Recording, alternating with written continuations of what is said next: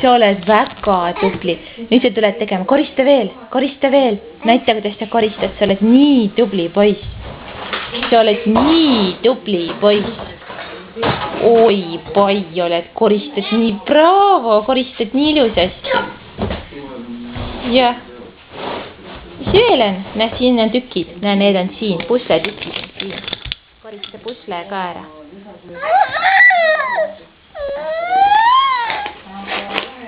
Ei hakka kennukas pahandust. Ei hakka. Ma ei võta siin topsi. Ei võta opsi. Kõigest koristab ilusasti.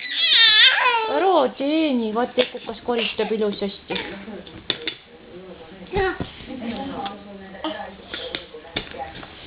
Kennu ei sega.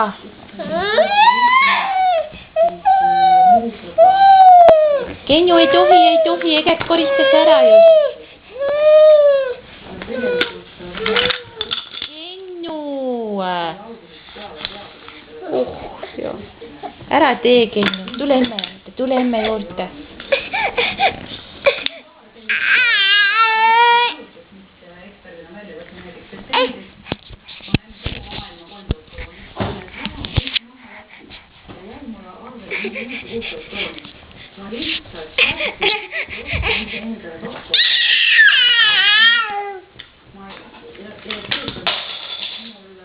Kennert. Ekukas, vaata, Kennu lõhkus jälle ära. Kus karp on? Tule paneme karbi sisse. Tule paneme.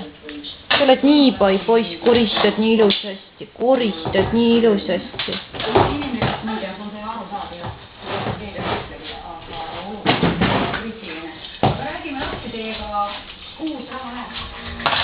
Igakuised kulutused.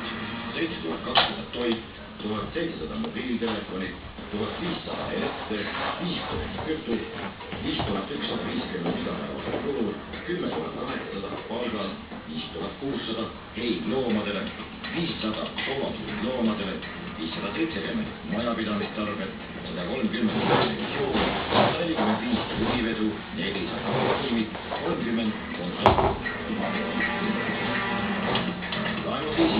Kodulaen 1600, autoliisi 4815, väikelaen 900.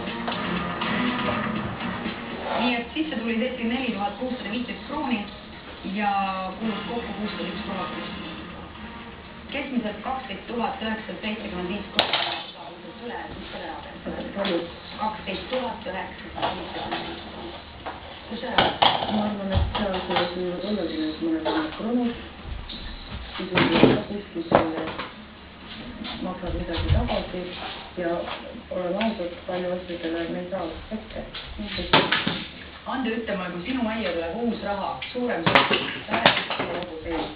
raudselt ei, neid lubasid, et need 2 viimast on. Mõlemad mehed, kui raha. Ma ei osta oma peale seda.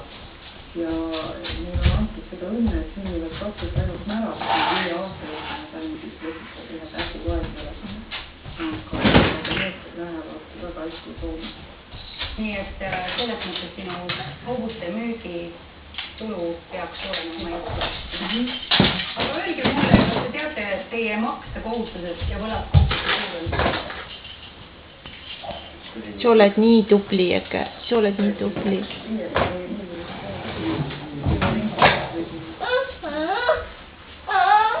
Maksukohustused ja võlad kokku Mis juhtus? 5 383 000. Kallis oled. Öelge mulle.